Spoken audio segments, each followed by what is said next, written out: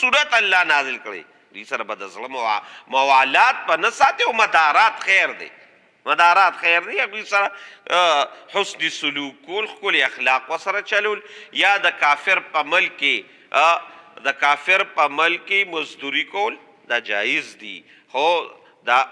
خو د ایمان یاره و د مسلمانۍ یاره وه چې زما دین به ځي او زما اسلام به ځي او زما دین ځي مسلماني ځي نو بیا هلته تجارتي لینډدین او بیا مزدوري دا کول بیا حرام دي او که نه ستا دین ته نقصان نو ستا اسلام ته نقصان نو بیا الله رب العالمین د دې نه منع نه ده کړې بلکې د هغوی سره ته دغه تجارتي لینډدین وغیره دا ساتلی شي خو د زړه مینه به ورسره نه ساتئ تیر شوي ایتونو کې الله رب العالمین د خپل حکومت او د باچاهۍ بیان وکړو چې د باچاهانو باچا زیمه او عزت او ذلت دا د الله رب العالمین په اختیار کې دی چاله عزت ورکوي او چاله ذلت ورکوي اوس د دقې رب طرف ته رجوع ده دقې رب سره تعلق جوړول دي او د دقې رب سره د زړه هغه دوستي پکار ده او دقه رب دوست او مددگار په حقیقت کې منل دي نو دې بل آیات کې الله رب العالمین عام مسلمانانو ته عموما او خصوصا حکمرانانو ته دې ټولې ته دا بیان کوي چې رب ستاسو زیم او باچاهي زما په اختیار کې ده او عزت او ذلت او تصرف دا زما په اختیار کې دي نو تاسو به ګورئ د کافرانو سره د زړه دوستي مؤمنان نه ساتي چې یاره د ستمې او یا د څه دغه د وجې نه دوست به خپل مؤمن به وي ستاسو او د زړه هغه دوستي به مؤمن سره وي او د کافرو د یهودو او د نصارو د کافرانو سره به د زړه هغه محبت او غمینه او هغه دوستي به نه کوئ تعلق ورسره قایم ساتئ تعلق که وي خیر دی تعلق وي حسب ضرورت مصلحت وي معاهده وي یا تجارتي لین دین وي نو د دې نه شریعت منع نه ده کړې دقه ورسره ساتل خو چې کم د زړه هغه دوستي ده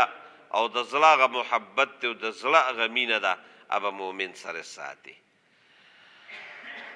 نو دې لومبي آیات کې الله رب العالمین د دقې بیان کوي او دا موږ ته الله رب العالمین په نورو ځایونو کې هم ډېر ویلي دي چې د کافران به ګورې د زړه دوستان نه ګرځئ او دا نه ده ستاسو دوستان کېږي الله وایي دوی تاسو نه کله هم نه راضي کېږي ولن ترضه عنک اليهود ولا النصارى دوی ستاسو تابعداره کېږي هم نه او تاسو سره خیرخواه کېږي هم نه حتی د دې چې ته د دوی په ملت کې شي نو دې د وجې الله وایي دا د الله او د الله د رسول دشمنان دي د زړه مینه ورسره ګورو نه ساتئ دا الله رب العالمین د قرآن شریف په ډېرو آیاتونو کې اوس ورته زه کم بیانومه شپږمه سپاره کې را روان یا ایها الذین آمنوا لا تتخذوا اليهود والنصارى اولیاء بعضهم اولیاء بعض ستاسو په مقابله کې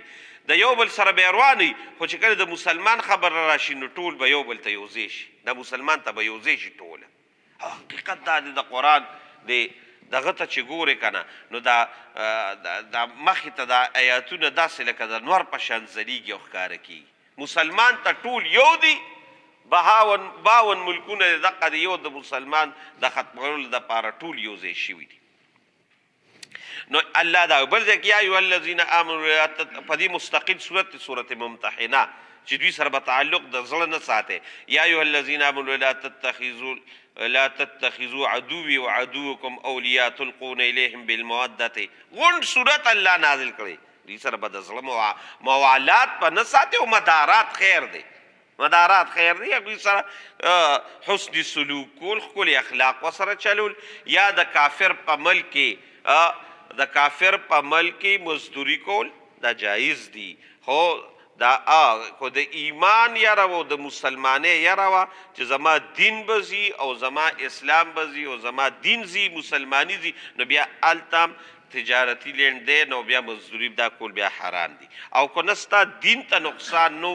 ستا اسلام ته نقصان نو بیا الله رب العالمین د دې نه منع نه ده کړې بلکې د هغوی سره ته دغه تجارتي لینډدین وغیره دا ساتلی شي خو د زړه مینه به ورسره نه ساتئ نو دې آیات کې الله رب العالمین دقه خبره کړې ده. او که بیا الله وی په ظاهره ته لګیایي چې داسې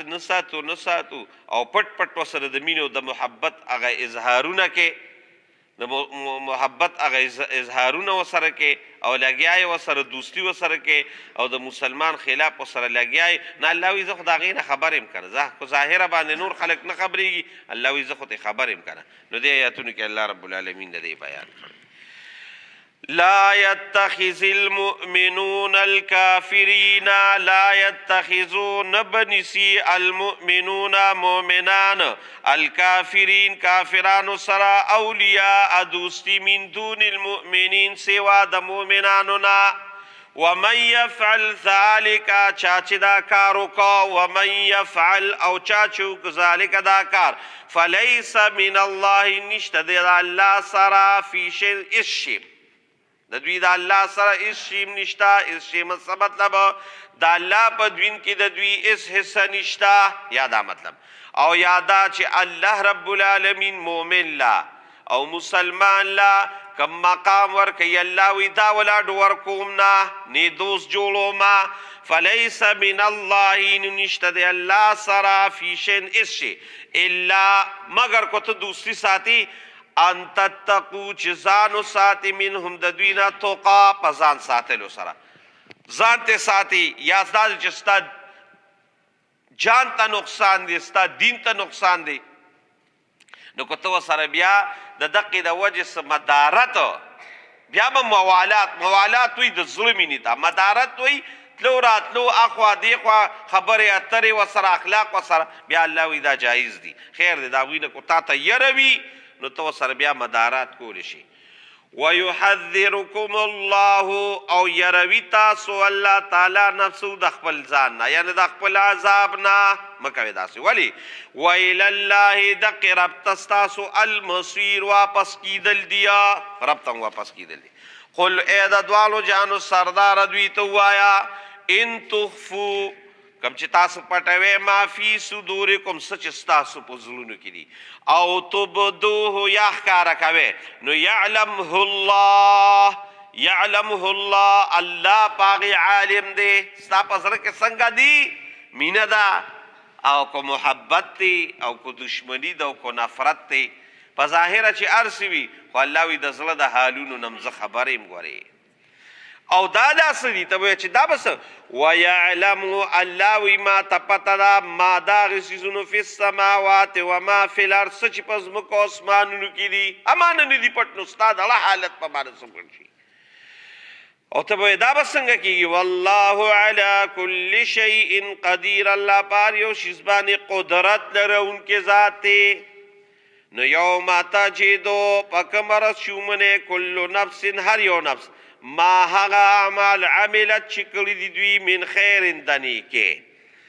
محضرا حاضر او وما عملت من سوء او هغه چې کړي دي د بدو نه نو حاضره مخامخ پې ویني ووجدوا ما عملوا حاضره چې څه د اعمال کړي دي الله وي ټول به حاضر شي نو چې کله ته دا بدی ویني نو تودو تبخوخوي لو ان بینها وبینه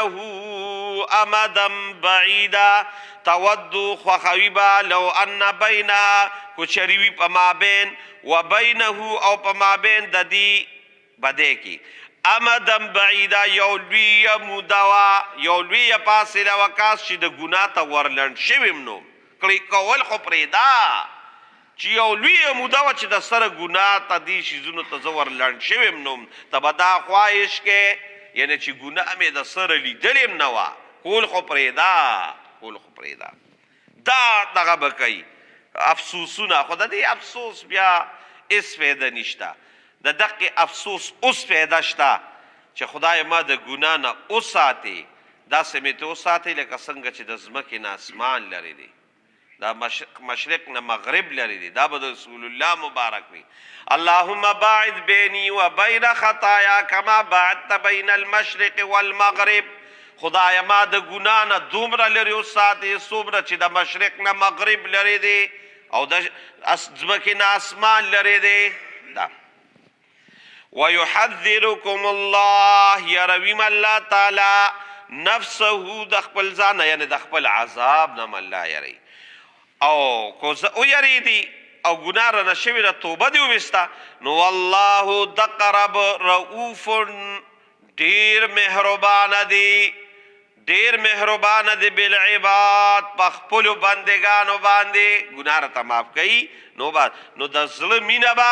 کافر سره د زړه مینه به دغه سره نه ساتي دقه شان د زړه مینه به فاسق فاجر سره نه ساتي د فاسق او د فاجر نه به د هغه د ګناه نفرت کې د هغه نه نفرت به نه کې د هغه چې کومه ګناه ده د ګناه نه به نفرت کوې ګورې او دقه د ایمان لویه نښم ده چې د الله دپاره سړی لګیا محبت کوي او د الله دپاره بغض کوي رسول الله مبارک وی من احب لله و ابغض لله فقد استکمل ایمانه څوک چې د الله دپاره چا سره مینه کوي دې ته نه ګوري چې دا دغه دی او نیک انسان دی هر څنګه چې دی خو نیک انسان دی محبت دی ورسره ومن ابغض لله او د الله دپاره بغض کوي اگر چې ستا خپل دی ستا خپل نږدې کس دی خو یاره ګناه پکې کوي ګناهګار دی د ګناه نه مې نفرت دی دغه نفرت چې د کله په زړه کې راغی فقد استکمل ایمانه رسول الله مبارک وی په زړه کې خوشحاله شي کوئی ایمان دی مکمل دی الله دغه ایمان زموږ نصیب کړي والله الله تعالی رؤوف ډېر مهربانه دی بالعباد په خپلو بندګانو باندې صدق الله مولانا العظیم سبحان ربك رب العزة عما يصفون وسلام على المرسلين والحمد لله ربنا آتنا في الدنيا حسنة وفي الآخرة حسنة وقنا عذاب النار برحمتك